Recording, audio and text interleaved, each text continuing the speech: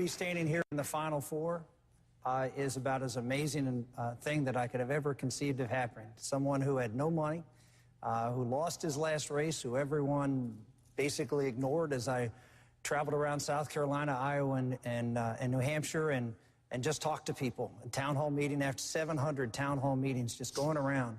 And it proved that good ideas and hard work still pay off in America, and it just was an affirmation to me of the great process that we have. Congressman? I can't think of any one thing that I would do differently, but I would continue to do what I'm always trying to do. One thing that I believe about a free society is it provides the opportunity for us to work for our own virtue and excellence. And in campaigning, I think I can still learn a lot about becoming a better deliverer of a message. And the conviction I have, but I think if I spoke a little slower and made more conviction, that I could do a better job. So I think in general, I will continue to work on delivering a message, which I think is a great message. All right, gentlemen, thank you. Let's get back to our issues discussion, and let's begin with a question down in our audience. Hi, I would like to ask on the issue of amnesty of the illegal aliens, how would you secure that the American citizens would keep the jobs in line first for them? Mr. Speaker, let's start with you on that. You mentioned the word amnesty. You have explained your position in this campaign, and as you know, some conservatives have said, no, Mr. Speaker, you say you can't deport. Maybe it's 10, 11, some people say as high as 20 million people illegally in this country. You say it's unrealistic to deport them also. Some would have to be given a path to legal status. And as you know, many conservatives say, no, that's amnesty, Mr. Speaker. Right. What I say, let's start with, I think you have to, first of all, control the border. I don't think you can pass a comprehensive bill because nobody trusts the government. So first you control the border. We have a bill that would have it controlled by January 1, 2014. And I'm prepared both to waive all federal regulations to get it built and controlled by 2014, and I'm prepared to move up to half the people who work for Homeland Security, about 20, they have 23,000 employees in Washington. I'd be prepared to move half of them to Texas, Arizona, New Mexico, if that's what it took to control the border. Second, I favor English as the official language of government, and I think that creates a continuity. Third, I would actually modernize the legal system of visas, because currently we make it too difficult to come here legally and too easy to come here illegally. Fourth, I would make it much easier to deport people. So if you're a non-citizen who belongs, say, to MS-13, an El Salvadorian gang, we should be able to get rid of you in 2 weeks, not 2 years, and we should have a much easier deportation. Fifth, I favor a guest worker program, and I would outsource it to American Express, Visa, or MasterCard, because they can run it without fraud, and the federal government's hopeless. So you want a system that is accurate and that is anti-fraud, which leads you then to be able to say to private employers, if you hire somebody who's illegal, we're going to have an enormous economic sanction, because there will be no excuse once you have a guest worker program that's legal. Then you get down to the question of people already here. I believe in what I just described, most of them will go home. The one group I singled out, and we do have a lively debate on this up here, there are people who've been here 25 years. They've been working, they've been paying their bills, they're married, they have children, they may have grandchildren, they may be in your church. Now, I don't think we're going to deport grandmothers and grandfathers who have 25 years of networking and relationships in a community. So I've suggested a World War II-style draft board where local citizens would review the applications. You could only apply if you proved that you were financially responsible, you proved you had genuine family ties, and you had an American family sponsor you. You still wouldn't get amnesty, you wouldn't get citizenship, you would get a residency permit. In order to apply for citizenship, you would have to go back to your home country and get in line behind everybody else and be processed as a person from that country. But I think this is a doable, solvable, practical solution. And I think trying to deport grandmothers and grandfathers will never pass the Congress and would never be accepted by the American people. Governor Romney, is that the doable, practical solution? You know, the issue of illegal immigration is relatively straightforward compared to the tough issues we face. Issues like how we're going to compete with China as it grows a military which is of extraordinary scale and a navy of that scale, how we're going to deal with radical violent jihadists, Medicare, Medicaid, Social Security, making sure they're solved. We've got real challenges that are tough. This one is not tough. You build a fence, you have enough Border Patrol agents to secure the fence, and you also have a system of giving to people who come here legally an identification card, and you expect employers and insist that employers check that card before they hire someone. If they don't check the card, if they don't run it through the U.S. database and get an instant response from the government or from MasterCard, Visa, American Express, or whomever, then those employers are going to get severely sanctioned. If you do that, we solve the problem of illegal immigration. And with regards to those that have come here illegally now, we're not going to round them all up and deport them, but we're also not going to give them a preferential pathway to become permanent residents or citizens. They need to go back home, apply for citizenship, apply for permanent residency like everyone else. Coming here illegally should not give you an advantage in being able to become a permanent resident of the United States. You have the same view, Senator? Well, I come at it from as being the son of an immigrant.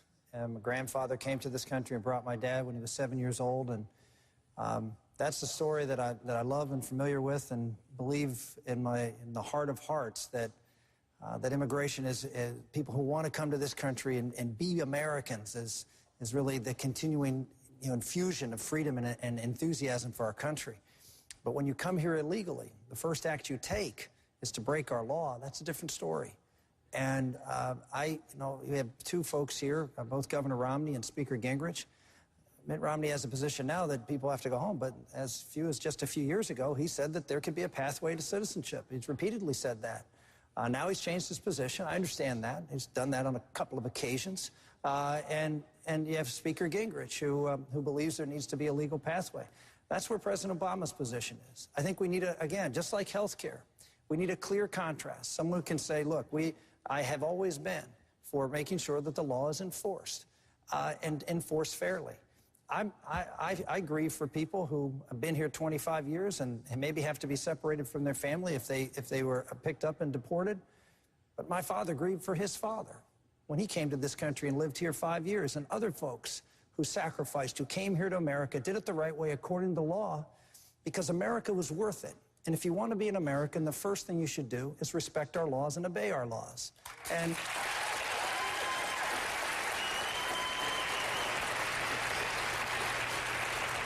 the idea that someone, whether it's either of these two gentlemen, or the idea that someone who came here and lived here 25 years has only broken one law.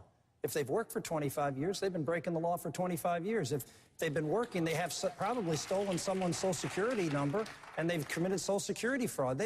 This is not just a single occurrence. It's an ongoing issue. And if we treat people like that differently than we do with a mother who, in a desperate situation, goes out and shoplifts or does something and gets thrown in jail, what are we saying? That we're going to treat people in this country who do things for their family differently than those who are here illegally?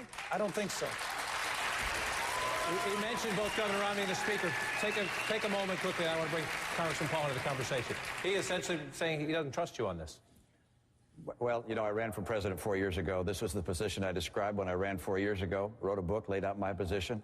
I actually agreed, I think, with what you just said, which is I believe those people who've come here illegally should not be given a preferential path to become permanent residents or citizens of this country. You shake your head.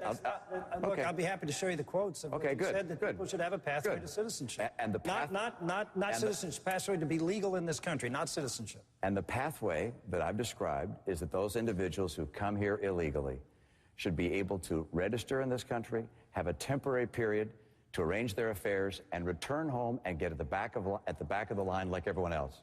And the position I've had is that the people who've come here illegally should not be given a preferential pathway relative to others, but should be able to get in the same line at the back of the line. And I agree with the senator. I'm sorry you don't acknowledge my agreement, but I agree with you that this is a nation of laws. At the same time, I think it's important. I'm glad you mentioned this, because I didn't in my answer. And that is, we need to underscore the fact that we're a party of legal immigration. We like legal immigration. We want legal immigration. And to protect legal immigration, we want to stop illegal immigration, and we don't want to do anything that would suggest to people, come on in here, just wait long enough, whether it's 5 years or 10 years, wait long enough, and we'll take you all in on an amnesty basis. I want people to get in line legally. Congressman Paul, you're from a border state. If this is a problem, you've heard your colleagues talk about making sure employers, companies that hire large numbers of people, making sure they get the message. They can't hire illegals. What about individuals? About a quarter of the illegal immigrants in the country work for individuals. If this is a problem, if I hired an illegal immigrant, say, to clean my home, should I be prosecuted for doing that? I don't believe you should be, because I think those laws are misdirected. That makes you the policeman, or the businessman the policeman, or the Catholic Church the policeman if they do anything to help an illegal immigrant. It should be the law enforcers, and that is the border guards and the federal government's in charge of immigration. So no, I don't agree with those laws, but that doesn't mean that I'm soft in the issue of illegal immigration. Illegal, I can't imagine anybody standing up here and saying, oh, I'm for illegal immigration. We're all against illegal immigration. But I think what we fail to do is look at the incentives. And it has a lot to do with economics. There's an economic incentive for them to come, for immigrants to come. But there's also an incentive for some of our people in this country not to take a job that's a low-paying job. You're not supposed to say that, but that is true. But there's also an economic incentive in the welfare state for immigrants to come in. In Texas, we suffer from the fact that there are federal mandates that we have to take care of their medical needs and their educational needs, and it bankrupts some of our school districts and our hospitals. So it's those mandates. But we need a more generous immigration policy. It should be legal, but we need more resources. But I find that the resources are all overseas. When I was in the military, I was on the Pakistan-Afghanistan border, and that is a no man's land. You can't see the border. At least we can see the river south of Texas. We know where the Rio Grande is. Over there, we can't see it. But we're over there fighting and dying over that border, looking for problems. Why don't we take those resources and quit pretending we can defend those borders and put them on our borders and take care of our needs here? Go ahead, Mr. Speaker.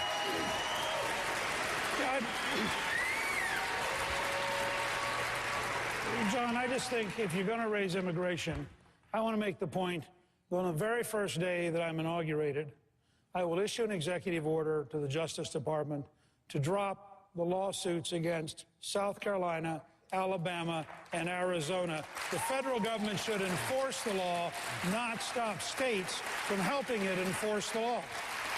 I think we have nodding heads. I assume we have agreement on that. But let's move on to another issue that came up in the campaign right here in South Carolina this week, and that's the life issue. Mr. Speaker, your campaign sent out a mailing to South Carolina Republicans across this state, essentially questioning Governor Romney's commitment on this issue, saying that he has changed his position on the abortion issue. If you recall, I moderated a debate back in New Hampshire in June. There were 7 candidates then. We have 4 tonight. But when this came up, we talked about it briefly, and then I asked, is this a fair game, an issue in this campaign, or is it case closed? Mr. Kaine, who was with us at the time, said case closed, and I paused. No one else took the opportunity to speak up. If it was case closed then, why is it a legitimate issue now? You just said nobody else spoke. So nobody else said, yes, it's case closed. I mean, Herman Cain said it was case closed. The rest of us it wasn't a particular issue we wanted to fight that night.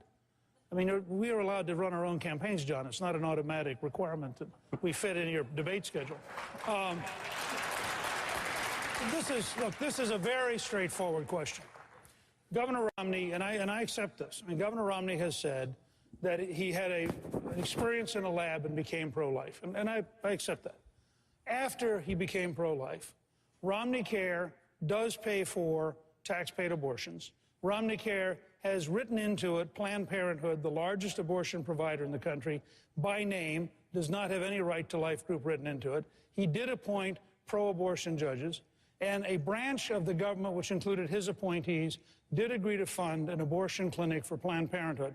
All that occurred after he had become pro-life. Now, those are all facts which we validated, and it seems to me that's a legitimate part of the campaign, is to say, okay, if you're genuinely pro-life, how come these things are occurring? Governor Romney questions whether you're genuinely pro-life. I'm not questioned on character or integrity very often. And I don't feel like standing here for that, but let me clarify the things which are wrong and what the speaker just said. And he can get a scintilla of truth in there to make it seem like this is a significant issue. But let's go through one by one. First, In Romney Care, there's no mention of abortion whatsoever. The courts in Massachusetts, the Supreme